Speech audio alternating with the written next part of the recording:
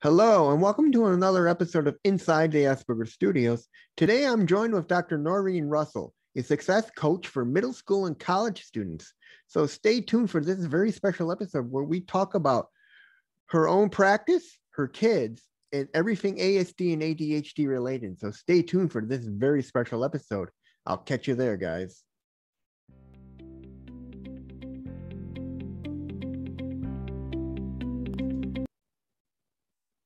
Hello, Aspies and ADHDers alike, and welcome to another episode of Inside the Asperger Studio. I'm joined with Dr. Norrine Russel, who is a ADHD and ASD success coach for college and middle school. Welcome to the show, Norrine. Thanks, Reed, for having me. I'm looking forward to being here. We were just talking about labels and the connotation, and I agree with what you were saying is people just don't like the word label because I think they're afraid if they get labeled in life, it's going to hurt them. Mm-hmm. I mean, I've had conversations with people and they're like, I don't want to be labeled disabled. I'm like, yeah, but no matter how you look at it, the minute you get your diagnosis, you're officially diagnosed as being disabled. You can't change what it says, but it will help you in the long run get help. Mm-hmm. And sometimes people just don't get that in their head that it will help them. Yeah. Well, to me, the diagnosis, getting the diagnosis, right, is the starting point. Mm-hmm. And the understanding that the diagnosis can bring to the person, the parent, the other professionals in that person's life. That's what we want. Because there is a scientific body of evidence that can help us to understand, okay, 21-year-old recently diagnosed with autism. We had that this past year in our practice. This kid always felt a little different. He always felt a little disconnected. This is his experience. And at our practice, we sent him for a complete psychoeducational evaluation. And excuse me, sorry. And he did end up with an autism diagnosis. The thing is, what he's done with that is gone and learn about, okay, so how does autism affect the brain? How do I work with my autism? Where can I expect my autism to get in my way? And where could I expect my autism to be helpful to me, right? We have to, as people, tell ourselves, the idea of a label is irrelevant to me as an individual. Anybody can put any label on me that they want, right? Yeah. Oh, she's fat. She's, ditzy. She's uppity, whatever. Those are labels externally, right? But if I get a diagnosis from a professional that I trust, then I figure out, what do I want to learn about that? What do I want to do about that? Labels are external. Diagnoses are part of your journey to understanding who you are. I think labels can have as much or as little power as we give them, no matter what the label is. Yeah, I mean, my personal feeling is, and I wonder this, is those who are unofficially diagnosed, if those are the ones that are scared of the label, because if you look at it, there are those who are officially who accepted it and said, I'm going to do the research into this and make my life something better than it is already. Right.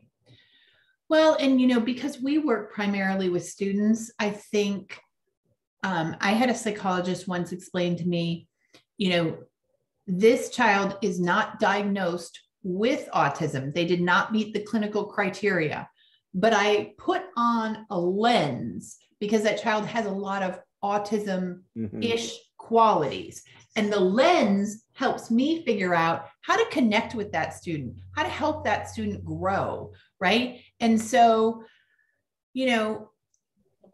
it all to me goes back to, we have to understand ourselves, we have to understand others. And when we as parents and professionals are working with kids, we've got to understand the way their minds are wired. Yeah, I mean, I think that's a lot of problem with the parents who just don't see it in their son, especially the ones who are like really hard-minded and very stubborn about the fact that their son may be on the spectrum. they'll call their son lazy, they're called unfocused, Mhm. slow, and in turn, it's nothing. Or these are symptoms of both ADHD and ASD combined. The Right. fact that our mind works differently than other people, and our parents just don't see that until we ourselves decide, hey, I am tired of this being insulted and being put down. I'm going to find out why this is. And I have a friend that literally did that. Mhm. His parents are of the old school and they're like, no, you don't have this. But he had all these different disabilities going on. And he's like, I'm going to learn why I am the way I am. And it came out that he had ASD, ADHD. He was also, he's got some anxiety. He's got POTS and Mhm. severe depression. And he's like, now this explains so much to me. Right. But yet his parents still don't kind of accept it, Mhm. but he does. Yeah. And he dives into the whole community so he can get help. Yeah. It's interesting, right? We do occasionally run into parents who are like, no, no, not my child. I don't need to know. No, I don't see Oh yeah. anything. Um, but I'll tell you what we see a lot of times is if we refer for an evaluation and the parents come to terms with it, a year later, they're in a much better place. Like there was a student that came to me probably a year and a half ago, and her parents described her as, oh, she was mean, she was horrible, she didn't care about anyone. All she wanted was herself. It's all she cared about. And it took us a while to kind of unpack what was going on. We sent her for a complete evaluation. The psychiatrist who did that said, wonder if she's on the spectrum. And I said, oh, that's not in my lane to say. And he asked me, a bunch of questions as someone who was coaching this student. Ended up, yes, she has ADHD and autism. Well, you know what? All of a sudden, the reasons why the things that the family had been doing before didn't make sense made sense now, right? Yeah, I mean, Oh, I get it now. And now they are doing, interventions that are designed for a girl with ADHD and autism. That's what I love. I want kids to be healthy. hang on 1 second. Yeah, mom. I'm in the middle of my show. All right, yeah.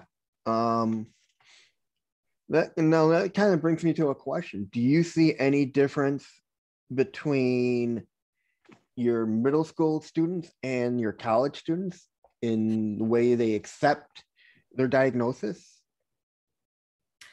It's interesting, Reed, because where I see a difference is if a student has been diagnosed early, right? When the Mm-hmm. signs first show up, and either the school has done an eval or the parents have taken them for an eval, those kids who have been identified early and Mm-hmm. who are just, it's normalized for them. This is what I have, this is what I do for it. This is where it makes things harder. This is where it makes things easier. Those kids, in my observation, tend to have it much easier than, we get a lot of college students whose parents were like, no, no, Yeah. somebody once asked us if he had ADHD, but he doesn't. He can focus on his video games, and so he doesn't have any ADHD. Well, then we get to the point where this student is 19, 20 years old, and they haven't really been working with their brain because they haven't really understood their brain, and they are progressively less and less checked into Mm-hmm. life, work, school, accomplishment. And so for the most part, I would love to see, students at our practice, Russell Coaching, as soon as they have a diagnosis, so we can get started, Mm-hmm. helping them figure out, how do you work your brain? We don't wait for, people who've lost a limb to figure it out for 2 years. No. We don't say to somebody who needs glasses, well, you know what, just keep trying to squint. No. We don't say to people with glasses or, who need glasses, well, you could, if you wanted, go see a medical doctor for some glasses, right? No. Your vision is this. Good vision is this. We need to correct it. And then you need to learn how to wear your glasses. Like, we don't do the same thing with ADHD. And then, autism's harder because there aren't, treatments. The problem with ADHD is, and even ASD, when the parents see that and then you go, oh, he's able to focus on his video games, they don't understand that that's his hyper focus. That's his interest. Right. And they don't understand that our hyper focus is what we like. And in school, my parents found out for me, we didn't know I had ASD at the time or ADHD. And it was like, when I was in high school, they'd get calls from my homeroom teacher, who was a friend of the family's at the time, who would say, I'm getting talked to by all his teachers, and he can't sit still in class. He's fidgety. He's not focusing except for one class. Mm-hmm. And my parents are like, why is that? And they didn't know until much later in my life that I had ADHD. And that one class held my interest. And it's the same thing with kids and video games. The reason it becomes that focus is it's an escapism for us. Yeah. And they use it to get out of the reality of what they're dealing with their own life. Yeah. But the parents don't see that because all they see is someone who's lazy and plays games all day. Right.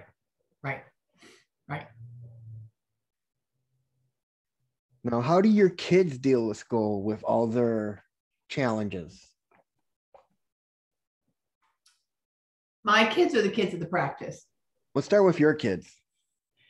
My kids, I have to say, are very, very fortunate because they are both amazingly good readers. And so I think that we sort of won the lottery when it came to that, because if you can read, then you can learn, and so the fact that they are so incredibly above level with reading, I think it enables them to be quite successful in school. My son struggles a little bit more with kind of the world of math. Like he doesn't really, math doesn't really make sense to him, so that's one of those funny autism-y things. Oh, all kids with autism are into, into math and science. Well, not necessarily. And so that's a funny little piece that he does so much with math. That's one of the biggest misconceptions with people who don't understand autism, is because it's all they see from the media. Oh, people with autism are good with math. No, we're not. There are a lot of us who really struggle. Me for one. I love computers, but I struggle so hard understanding math, understanding things, even things like programming and logic. Yeah. And a lot of parents don't get that just because we're autistic doesn't mean we're going to be good at something. In society too, it's because all they see is what mainstream is and what the media presents us as. But we're not like that at all. No, I wish that message was much more clear in the media. That I think this is much more true with autism than it is with ADHD. If you've met one person with autism, you've met one person with autism. Yes. Autism really presents so individually. Autism presents in almost always in connection with other neurological issues and developmental disorders. And so you can't predict, you can't assume that oh, you have this kid with autism and this kid with autism and this kid with autism. I can do that to some extent with the ADHD kids. Oh, you're having a hard time settling down. I've got 5 strategies. We're going to try them. Something's going to work. But people on the autism spectrum, I think, really need to be approached very individually. And of course, school isn't set up that way. No. I mean, what people in even schools don't realize is why it's called a spectrum. Mm-hmm. There's a scale that goes from low to high. And we can be anywhere on that scale.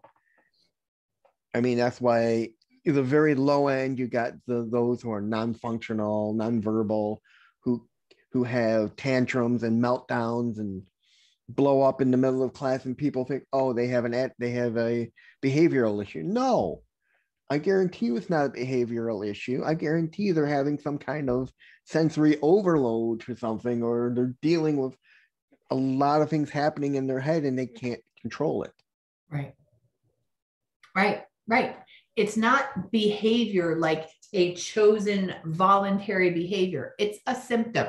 The behavior that we see is the end of the story. What went on before that? What was the sensory overload? What was the stress? What was said? What coping was tried? How was the stress ramped up in school? You have to do this. You have to do this. You have to do this.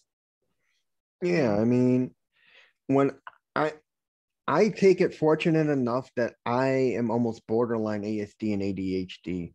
I don't have meltdowns. I don't have much of sensory. I do have heightened sense of smell and an incredible heightened sense of hearing. But I do occasionally get a sensory overload when I'm out.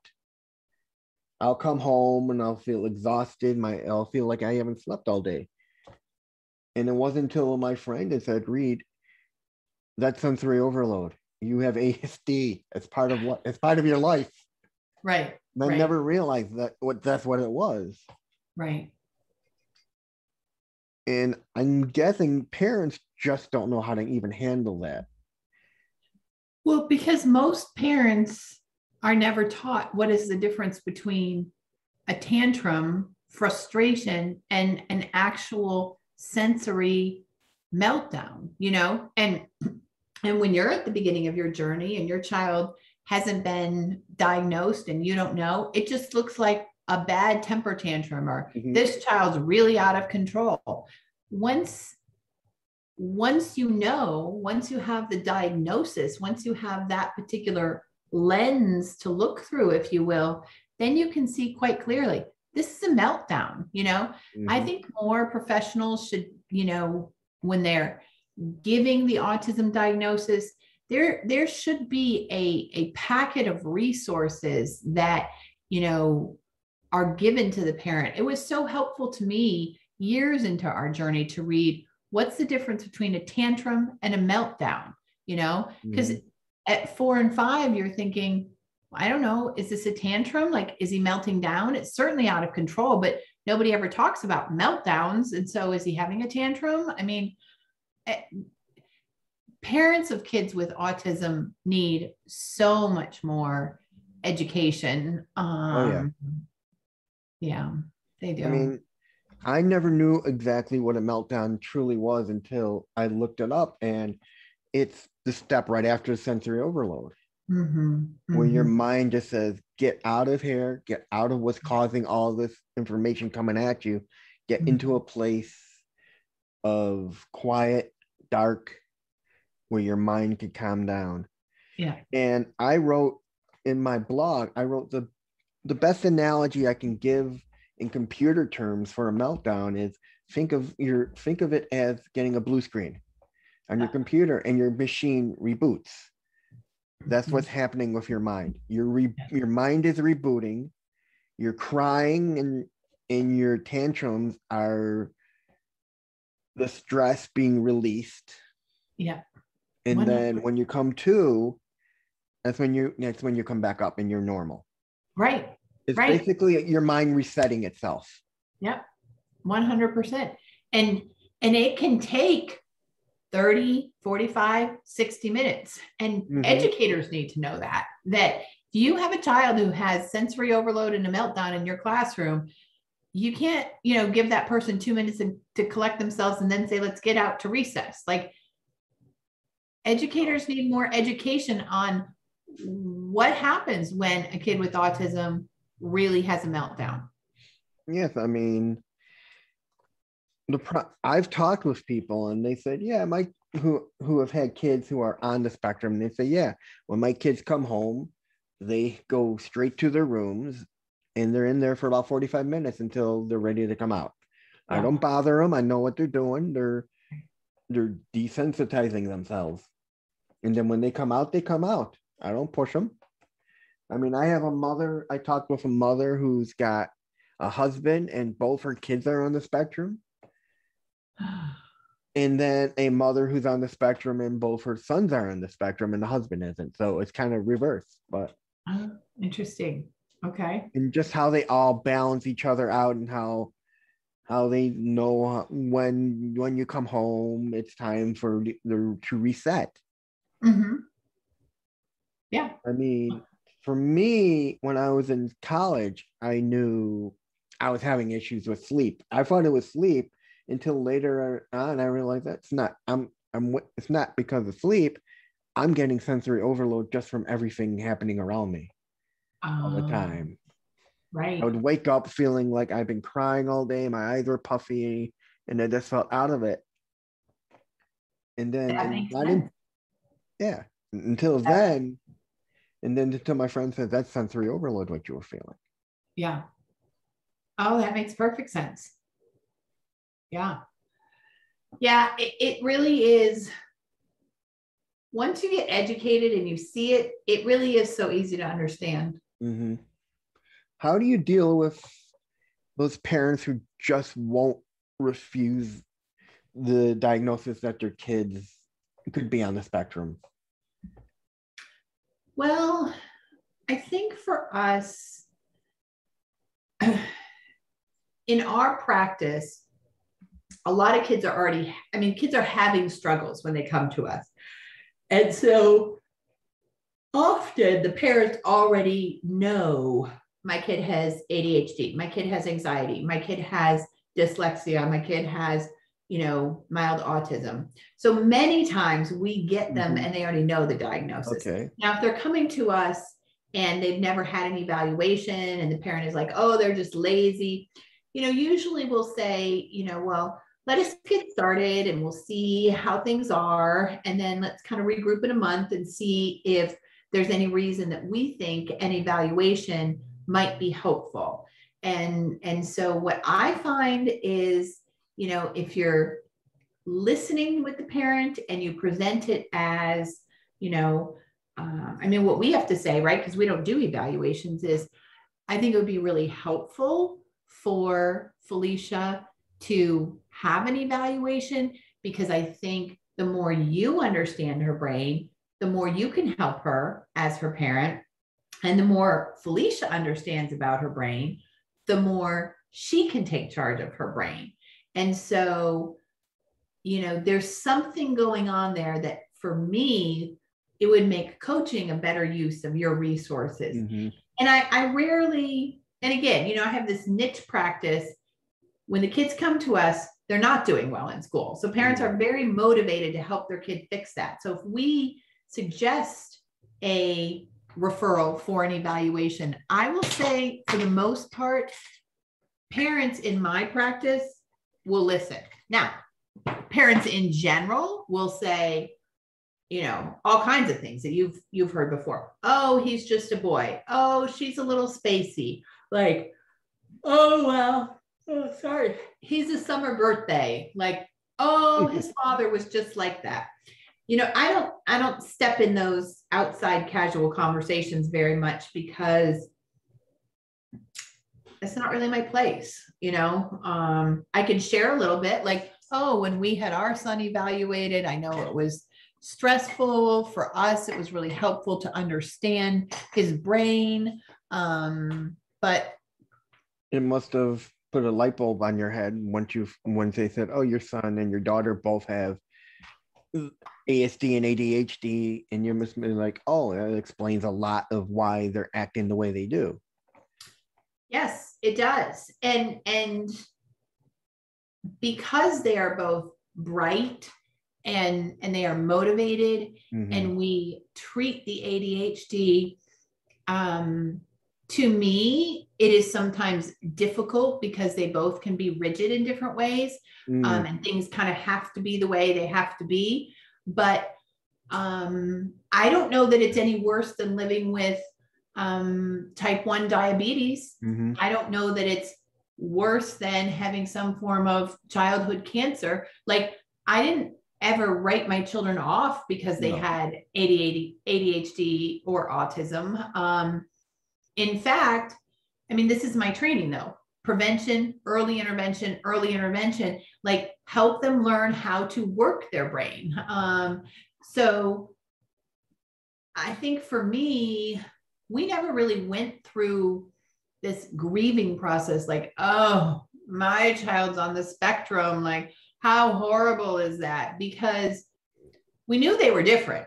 I mean, right? Like, your child doesn't change the day before they get a diagnosis and the day after they get a diagnosis. They're still the same child, right? Like, and as a parent who wanted to do everything to help them build their potential, I was glad to have a way to make sense of it. The same way you'd want to know if your kid had this amazing athletic ability, or if your kid was a musical prodigy, right? Or, you know, if your kid's kidneys didn't work. You just want to know this stuff so you can put into place whatever supports are needed, you know? That was always my feeling about it. Do they get along with each other? You know, they're very close in age. They're about 18 months apart, and they do. I mean, they fight sometimes, but they do get along pretty well. My son, who's our older one, is very, very sensitive and empathic and kind and caring. And he really makes that relationship work in a lot of ways by being so kind and caring. But then I'll tell you, she's got his back. If he needs something or someone is saying something to him, you know, she's all about it. Like, he was at camp this week and some camper said to him, you don't even have ADHD, which how does that come up in sports camp? I don't know. No. And Lila says, my daughter says to my son, first of all, it's none of his business. Second of all, I hope you told him he can be quiet or go away. Third, what does he know about ADHD? Is he a psychiatrist? Is he a developmental pediatrician? No, he's not. And we take medicine for our ADHD, and we have ADHD coaches. So the fact that he doesn't see your ADHD is because your ADHD is getting treated. So he doesn't sound like he knows anything at all. I was like, wow. Okay, Lila. Like, okay. Like, I mean, that's that's one of the things I talked about in one of my shows is the imposter syndrome. People don't see us on our bad times. All they see us on their good times, and then they assume we don't have it because we're doing so well. Right. But they don't see the fact that, one, we're on medicine. Two, we either out in society, we are masking, which I'm totally against, because it totally drains everything out of you. By the time you get home, you're exhausted. Yeah. And people don't see that other half. Yeah. And that's why it's called an invisible disability, because people don't see it. It's not like Downs where you see it, or retardation or anything else. Yeah. It's a developmental disability of the brain. Yeah. Well, and it's sometimes apparent and sometimes not. So the kid in the wheelchair, you know, always there, always clear. Like the kid with ADHD or ASD, sometimes their functioning is a little better, sometimes a little worse. What I hate is when people draw the conclusion from that, like, well, he did well yesterday, he should be able to do well today. Or, well, he tried harder today. No, you know what? His brain was a little less stressed today. You know, he was having a good day with his symptoms. He does his best every day. Yeah, I He mean, does his best every day. And sometimes today's best is better than yesterday's best. But don't you ever say to me that my kids aren't doing their best today. Sometimes they're tired, they haven't slept right, they're reacting to, tension about something, they're stressed about something, and their executive functioning and their coping skills are not as strong. That doesn't mean they're not trying or they're not motivated. That's just how that goes. But you're right. When we have those good days, then people are like, oh, see, it's so much better. You're okay. You're okay. And then they see the bad day. They're like, oh, I had no idea you really had a problem. I'm like, I've told you I have a diagnosis and this is what it looks like. And it's up and it's down and it's here and it's there. But people really don't. And I suppose this is true of everything, right? Like I have a friend right now whose parent has Alzheimer's. My parents didn't have Alzheimer's. I don't get her life. Like I don't get her life in that really deep way, right? And the same is going to be true for autism. Unless you get it on some deep level, you're not going to understand it. yeah, I mean, parents can be just so not understanding of, unless, like you said, unless you've got a kid who's got both, they won't understand it. And it's just that thing. And then there's the other side of the fence where you face those who are toxic against you. And it's like, oh, you have what? Mm-hmm. I don't want to talk with you. It's like, wait a minute. It's not contagious. It's not a STD or anything. It doesn't make me a horrible person. Why? Right. I mean, I was on a dating app and I was talking with this girl, and then I go, by the way, I have ADHD. And she's like, okay, bye. I'm like, why? She's like, oh, my son has got ADHD and my ex had ADHD and it was a nightmare. And I'm like, that doesn't mean one person is the same as the other. And she's like, no, I just don't want to deal with it. Bye. Okay. Well, that was some judgment right there. Yeah. I mean, having ADHD doesn't make us a horrible person. It just makes us a little absent-minded at times and distracted. Right. That's about it. And a little impulsive. Yeah. You see, what people don't realize is just like ADHD's got 3 different levels to it. And it can be controlled. Yeah.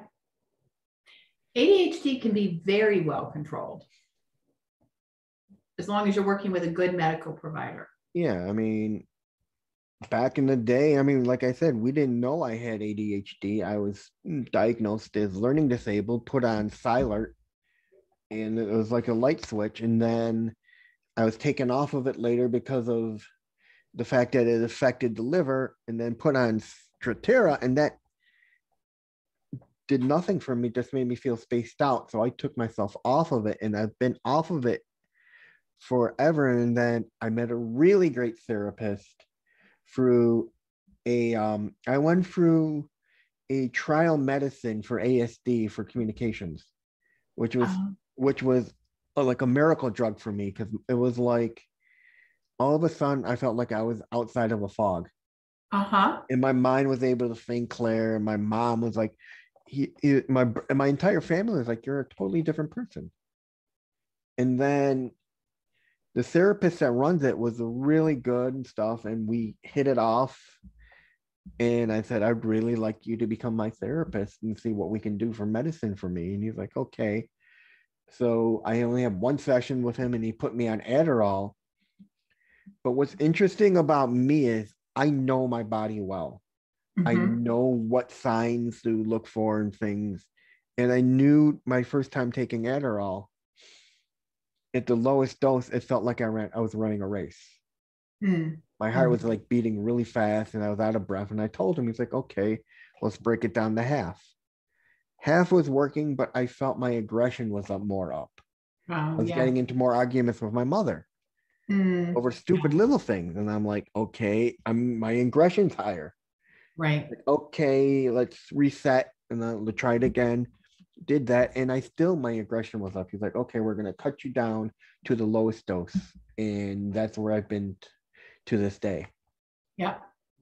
Well, and that I think is something people need to understand, and that medical providers need to explain, that this is something that requires time and trials. You know, it's not like, oh, I have, you know, a strep throat or an ear infection and they know exactly which antibiotic to give you for that strain this year. You know, there's more trial. What are the words I'm looking for? More trial and error. And that's just the way it is. But if someone says to you up front, listen, we think we can make a huge difference, but you're going to have to kind of settle in for a few months and try this with us and work with us. Yeah. That's different from somebody who's like, oh, we'll give you some medicine, it'll be fine. And then you're like, oh, wait, I don't feel so fine. I'm calling back. Oh, yeah, that sometimes happens. You know, to me, it's all in the delivery of what are we educating patients about on the medical side of things. Yeah. All right. So Reed, I have a question for you. Go ahead. Like I said, it's open here. So. Okay. So I don't know, you may or may not think this is funny, which is all fine, but I am wondering if you used to watch Inside the Actors Studio. Yes. Okay. That's how the name of the show kind of came about. It was a play on words. Okay. So I have been wondering, since you contacted me, if you do the questions. No, I don't. You don't? No, I don't want to. I'm afraid if I use the questions, I may get copyrighted. Because I think the questions are copyrighted to one extent or the other. Okay. Okay. But I would like to try sometime eventually, if I ever get to it. There's another form of questions I have done. There's a book I come across called The Cube. And I did this with my life coach group. And basically what it is you give these people, you describe 4 different things in a desert environment. And you have people describe these 4 things. One is a cube, one is a horse, one are flowers, a storm, and each thing represents a different part of that person. And it's basically the person putting their personality into those objects. Like the cube is you, the horse is your husband, flowers your kids, the storm is trouble, the ladder is your friends. And it all basically comes together at the end, and it makes one whole scene of where you see your life. And people don't realize that when you ask them these questions. Interesting. So you could use that at some point if you wanted to. Yeah. But who do you find easier to coach? The college kids or the middle school? Because I know middle school kids can be a little bit more rambunctious because they're not yet graduated. And I know college kids could be a little bit more mature. I will say this is really interesting to us. I have coaches at the practice who love college students. I taught college for several years. I love that age developmentally, but the college students that we get are often students who have not been identified early, or they haven't always had good treatment. And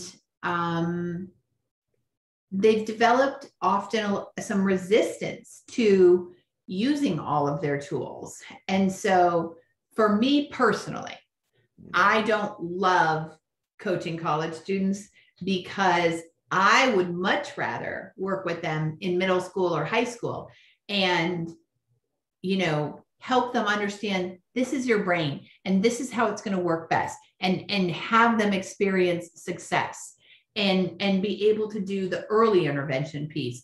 I have a coach, Michelle, at the practice.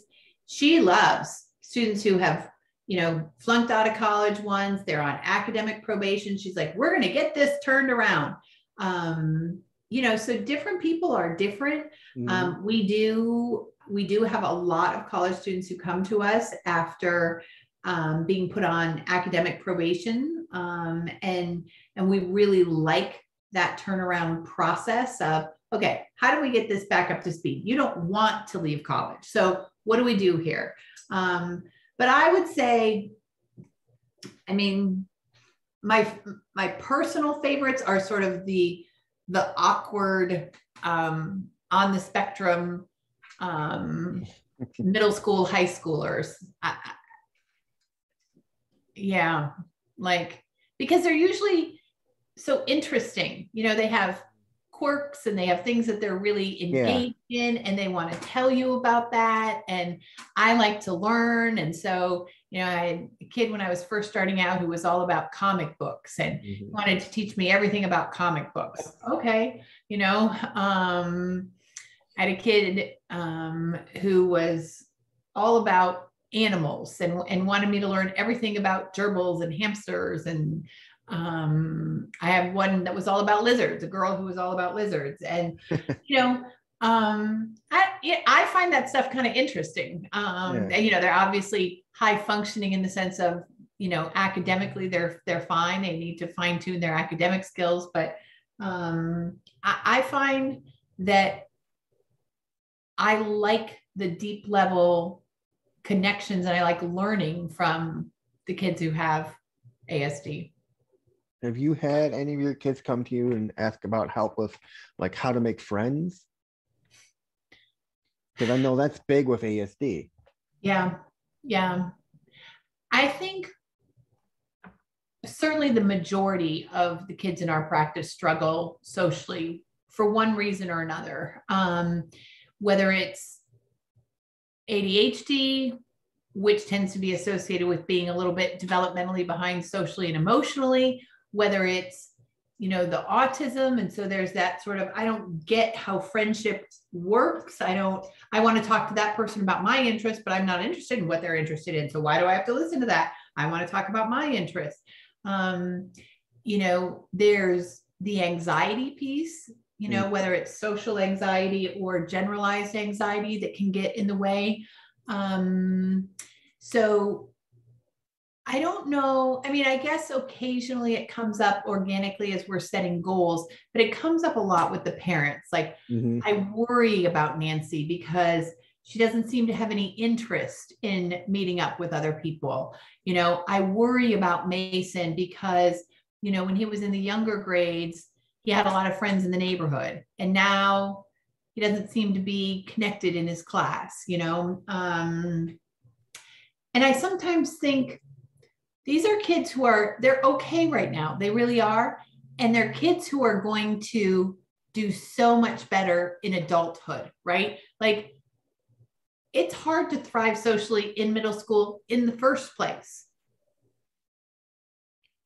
Yeah, I mean, because when you're coming from grammar school to middle school, grammar school, you're the king of the castle. You got all these friends, and all of a sudden things change. Yeah. All of a sudden you're the low dog on the totem pole, and you got to make your way. And all new people, all new teachers, it's a whole Yeah. new fight. Yeah. I mean, I knew for me when I went from online college to going across the country to England for my master's, I had to learn how to what was right and what was acceptable, and what to say, what not to say, how to act when I'm around people. I mean, unfortunately, I had a good disability advisor who helped me out, and I also had a well-being advisor who helped me out. But when you're that middle school kid, life is hard, and especially when you got all these challenges going against you. Yeah. I knew when I was in high school, even grammar school, it was tough for me because people saw I did have many friends. Mhm. People looked at me different. I was picked on a lot, and I just had a hard time. I mean, I couldn't take notes in class because I my mind just couldn't grab what were important things to write down and what wasn't, and I didn't know how to study right. I mean, so things were tough. Yeah. Yeah. Yeah. Middle school's hard. What tactics do you use with your kids to help them like learn how to navigate school? So we really focus on teaching students executive functioning skills, which are just, all these things like time Oh, management, yes. prioritizing, finishing stuff you're not interested in, figuring out where to keep your stuff, right? Figuring out how to keep track of what time it is and when something's due, figuring out how to sequence your work. I don't know where to start. I don't know where to start. I don't know how to start, So we really focus on teaching those executive functioning skills, which are they're just life skills. They're skills that we all need in life. And then we focus on also the social and emotional learning. So kids have an understanding of who they are, how can they self-regulate. They have an understanding socially of what are other people about, how do I understand other people, and how do I form relationships. So that's really the basis of coaching at Russell Coaching. Is we're working with our students in a whole child way around executive functioning skills and social and emotional skills.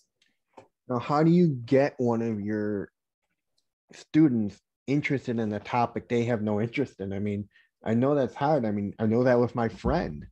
He is only got he's got that narrow interest of one thing, and I'm trying to expand it.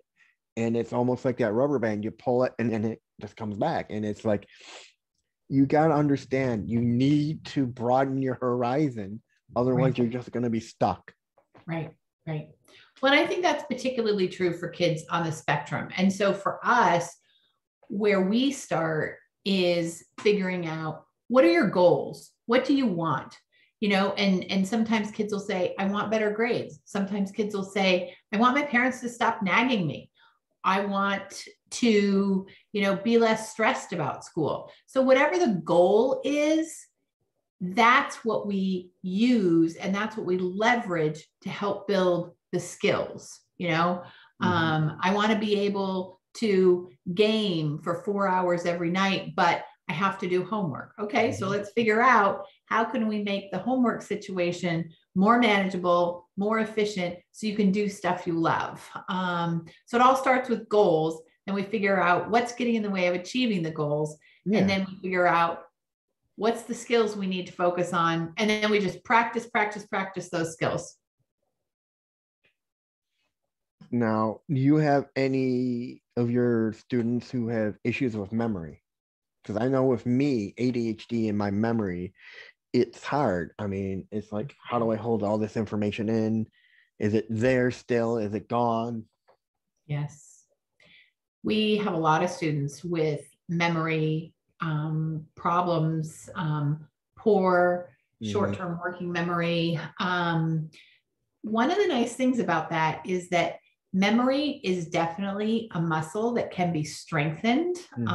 And so we actually have all kinds of fun activities that we can do to help the child learn and practice memory. That doesn't always mean it's going to be 100%, but there are tons and tons of things. And most of them are fun games that you can do to increase memory. Or you can, if you've got a child and you know that their working memory is kind of low, give them 4 things to be responsible for in the store. I mean, there's so many great things out there for how do you improve memory. That one,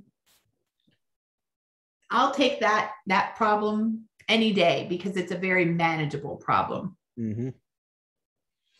Yeah, because like I said, my memory, I can remember things people tell me that have happened in my past and they'll stick in my head. But like studying for exams, I can't cram all that information and keep it in my head. Yeah. I had a well-being advisor tell me, when you study, there is a difference between knowing something and, because I said, I wish I had photographic memory. She's like, well, there's a difference between knowing your material and understanding your material. Oh, yeah. Knowing it means you're just memorizing it and throwing the facts out. Yeah. Understanding it means you know it to the point where you can repeat it back to someone and understand what you're telling them.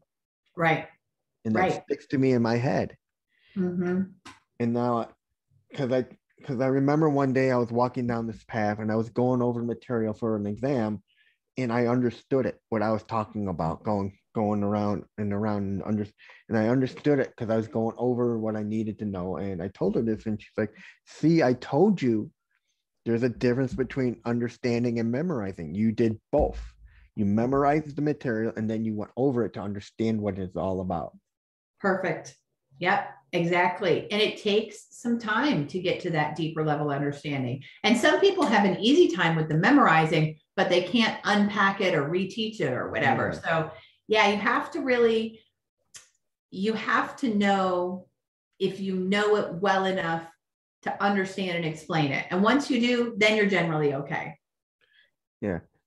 Going back to with your kids, how did your two kids handle the pandemic, being locked in for a whole year?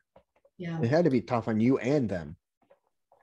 So we live in Florida, which is a very interesting state when it comes to science and medicine. Mm-hmm. And my kids were home in the spring of 2020. Reed, my daughter loved it. She sat in her room. She did her work. She chatted on the side with her friends. So she had hybrid classes or Zoom classes. She was online. So she was like live online, or she had a distance learning, but she was thrilled. She was at home. She didn't have to go anywhere, didn't have to talk to anyone, didn't have to see anyone, didn't have to put a uniform on. No face-to-face socialization. It's an ASD's dream come true. Right. Oh, 100% for her. Now, my son, who is the biggest extrovert you'll ever meet, loves people, loves conversation, loves listening to people, loves talking at people too, but really, really loves connecting with people. Spring 2020 was a disaster. His brain couldn't make the shift to, oh, this is what it's going to be like now, right? It wasn't that he couldn't do the work. He could do the work. But, oh, is this how language arts is going to be? This is where I find this on the Google Drive. This is how my teacher is doing this. There was so much disruption to the routine that required building a whole new schema of how he was going to learn, that it was really hard. Yeah, it's like taking a monkey wrench and throwing it into a routine that you already know. 100%. And so he had to learn a whole new system. And the way his brain is wired is he doesn't get those things sometimes. It's not immediately clear to him. So one did beautifully in the spring, one did not. One was struggling in the spring. And then because we live in Florida, where we have some interesting ideas about science. All of the public school kids went back to school in Florida.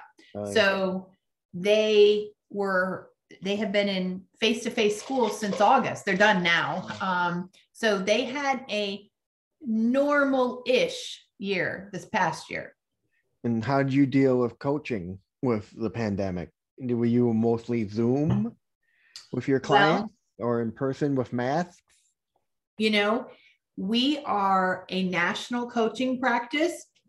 So while I'm in Tampa, we have coaches who are in Montana. We have coaches who are in, the East, the Northeast. We have coaches who are in Las Vegas, California, and we have clients who are all over the United States. So we had already made the move to working nationally before COVID. So all of our coaching is done one-on-one on Zoom. And I think we were just fortunate because we kind of had it figured out right when schools closed. And so for us, if anything, parents are telling us that they love it. They don't have to drive their kids somewhere and you don't have to be somewhere near a center to be able to get coaching.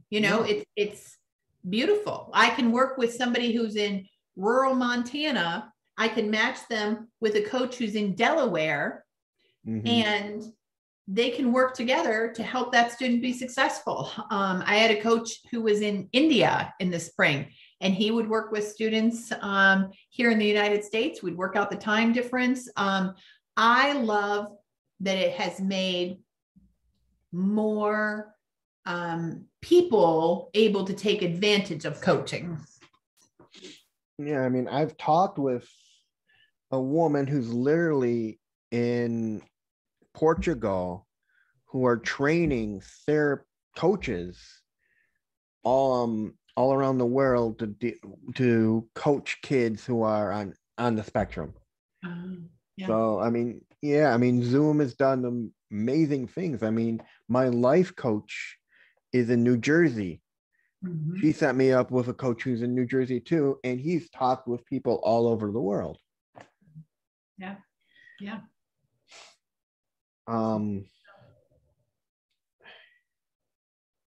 Let's see. Have you had students come back to you and thank you for all the work you've put in? Well, I have to say that is rewarding. I've had a couple myself who I worked with when they were in high school who graduated college this year. And Charlie, my favorite guy, Charlie, who, you know, sent me a couple things while he was in college, but then finished up college and said, you know, there's no way that I would have been able to make it through college without what you taught me in high school. Wow. And just knowing that you believed in me. That's a huge thing because when somebody like us has someone who believes in us, yeah, it just picks you up. Right. That part is so important.